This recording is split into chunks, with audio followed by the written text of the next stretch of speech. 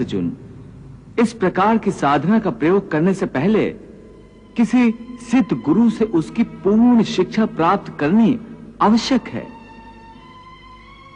उसके लिए प्राणी को चाहिए कि बहुत विनम्र होकर गुरु से बार बार प्रार्थना करे, तो गुरु प्रसन्न होकर उसे इन सब का ज्ञान प्रदान करेंगे। गुरु के मार्गदर्शन के बिना उस पथ पर चलने में बहुत खतरा हो सकता है। हे मधुसूदन, तुमने अति उत्तम यज्ञों का वर्णन किया है, परंतु इनमें से कुछ यज्ञ ऐसे हैं जो सारे मनुष्य नहीं कर सकते। जैसे द्रव्य यज्ञ कोई निधन व्यक्ति नहीं कर सकता। इसलिए हे कृष्ण, जन कल्याण के लिए यह बताओ कि सबसे श्रेष्ठ यज्ञ कौन सा है?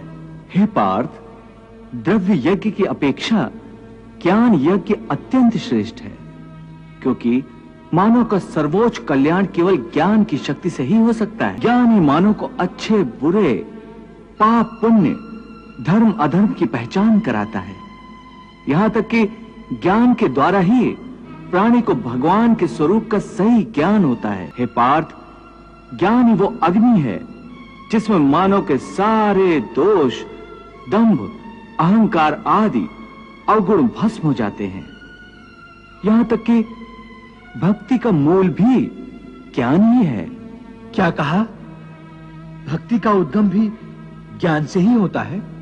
हां अर्जुन, ज्ञान के पर्वत की चोटी पर पहुंचकर ही मनुष्य को यह ज्ञान प्राप्त होता है कि ज्ञान पर्वत की चोटी से बहुत ऊपर वो निर्मल आकाश है जहां भक्ति का राज्य है। और जब प्राणी उस भक्ति के आकाश में पहुंचता है, वहीं प्रभु उसका हाथ पकड़कर उसे अपने श्री चरणों में ले जाते हैं। हे अर्जुन, ये समझ लो कि ज्ञान की अंतिम सीढ़ी पर चढ़कर ही प्राणी को श्रद्धा के पंख प्राप्त होते हैं, और उन श्रद्धा के पंखों की सहायता से ही प्राणी भक्ति के आकाश में उड़ने लगता है। इसीलिए मैंने ज्ञान यज्ञ को ही सर्वश्रेष्ठ कहा है। हे पार्थ, ज्ञान के द्वारा ही तू इस सारी सृष्टि को पहले अपने ही अंदर देखे। सब कुछ तुम्हें मुझ परमात्मा के अंदर ही समाया हुआ दिखाई देगा। जब तू इस ज्ञान को प्राप्त कर लेगा, फिर चाहे तू संसार का सबसे बड़ा दुराचारी भी हो, तो भी तू इस ज्ञान रूपी नैया में बैठकर संसार के पाप समुद्र को आसानी से पार करके परमात्मा की शरण में पहुंच जाएगा। यत्र विश्वम भवति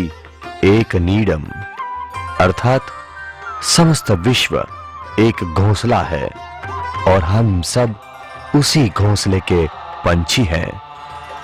एक कैसा विलक्षण जीवन मंत्र, कैसी विशाल भावना जिसमें विश्व की कई समस्याओं का समाधान है।